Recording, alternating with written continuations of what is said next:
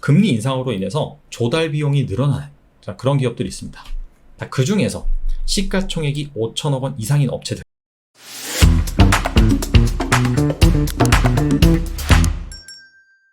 한국은행에서 기준금리를 전격 인상을 했습니다.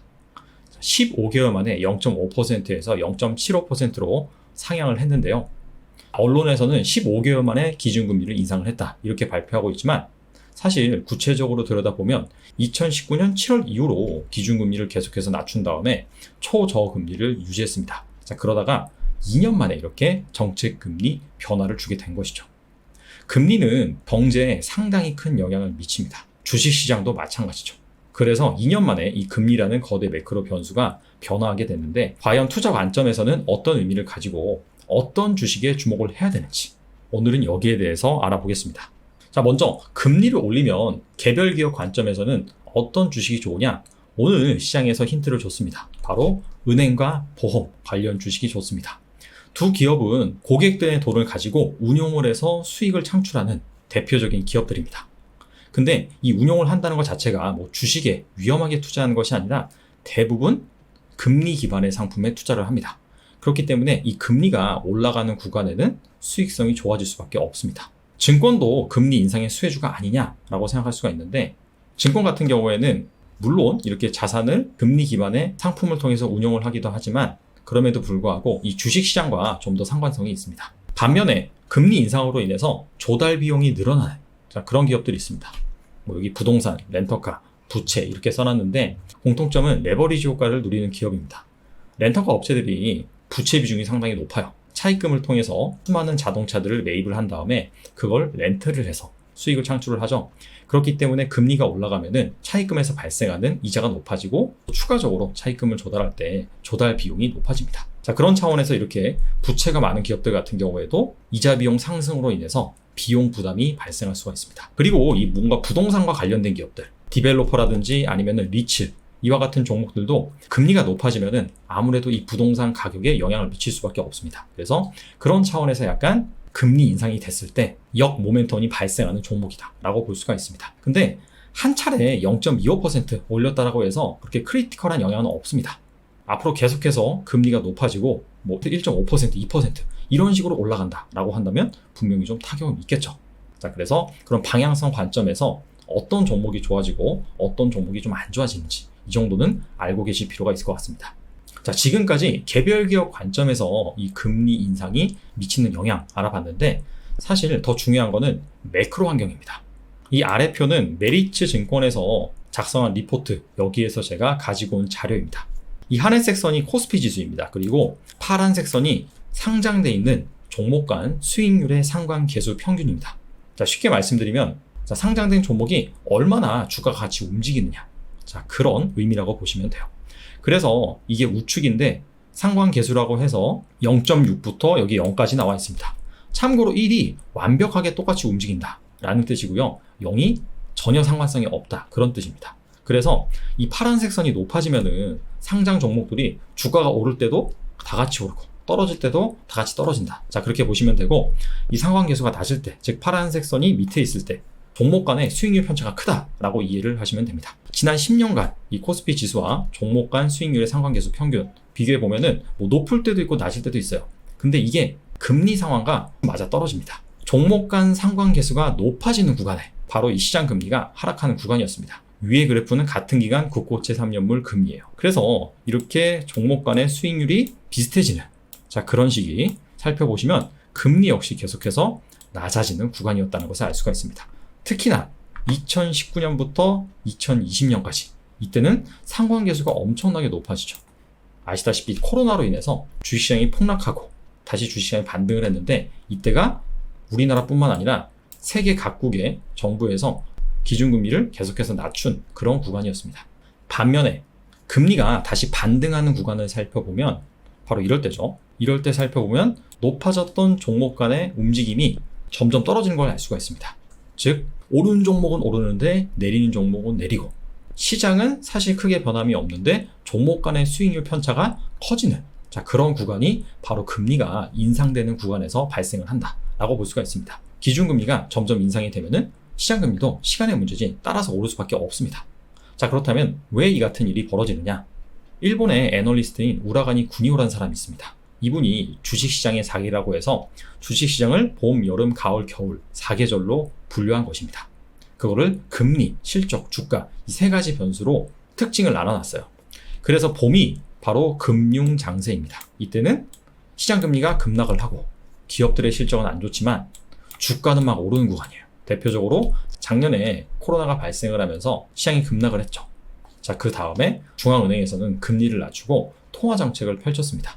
실물 경제가 망가지면서 기업들의 실적도 안 좋았지만 주가는 막 반등을 했어요. 그게 바로 금융장세입니다.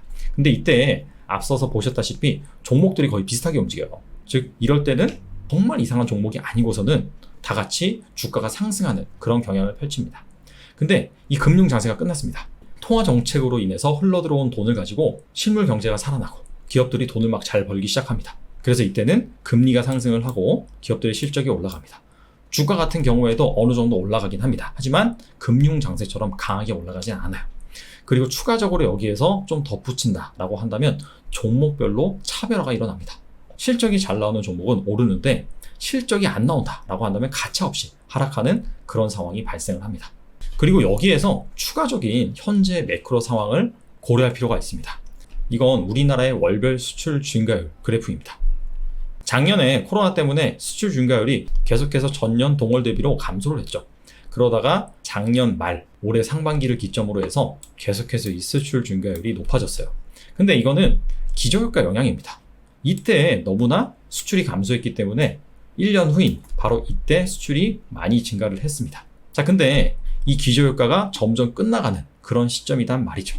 8월 같은 경우에는 일단 20일까지 잠정치만 발표가 됐는데 다시 수출 증가율이 전년 동월 대비 40%를 넘겼습니다.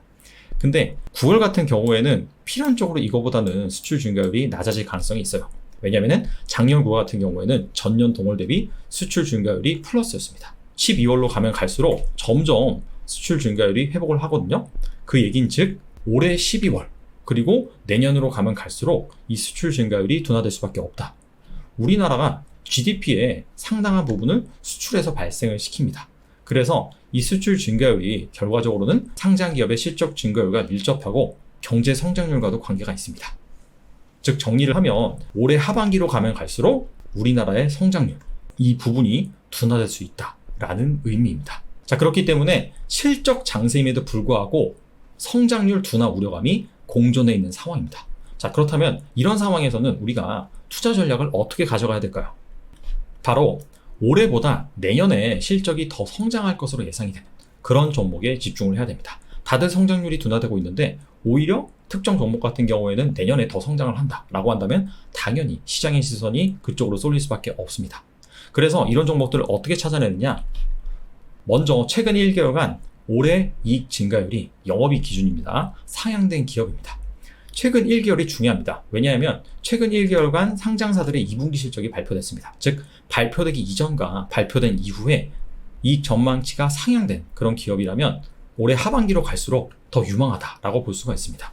자, 두 번째로는 올해 이익 증가율보다 내년 이익 증가율이 더 높을 것으로 기대되는 그런 기업들 살펴봐야겠죠. 그래서 이런 기준으로 종목을 뽑고 해당 종목이 어느 업종에 많이 편입이 되어 있는지 살펴보니까 기계, 건설과 플랜트, 제약과 바이오 여기에 해당되는 기업이 많았습니다.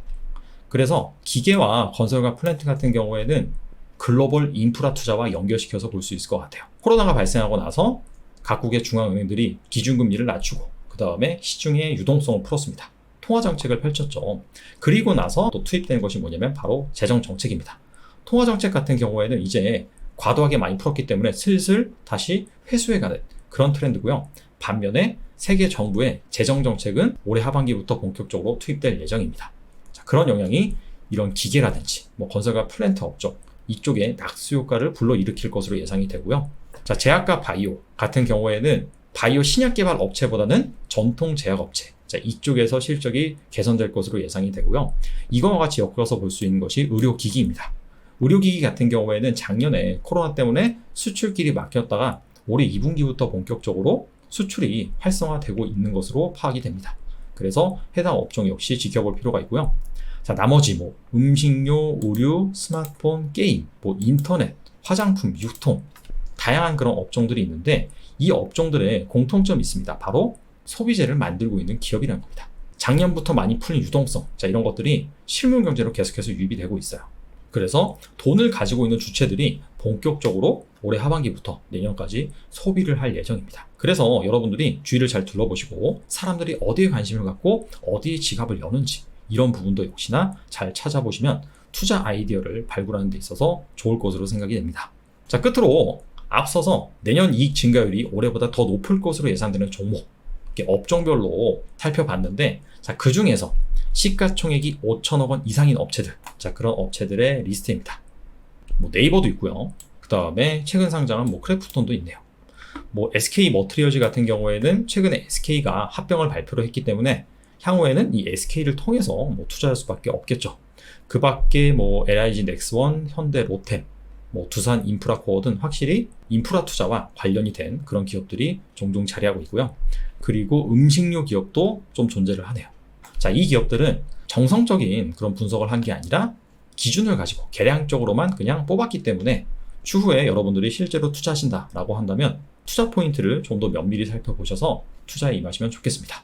자, 아무쪼록 실적 장세로 가면서 종목 간 차별화도 많이 발생을 하고 실적이 잘 나오는 기업은 주가가 팍 오르는 반면에 실적이 조금이라도 안 나왔다, 업황의 둔화가 예상된다 라고 한다면 가차없이 하락하는, 두드러 맞는 그런 시장입니다.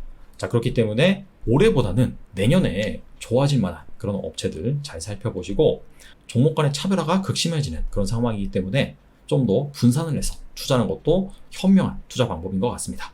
오늘은 여기까지 하겠습니다. 감사합니다.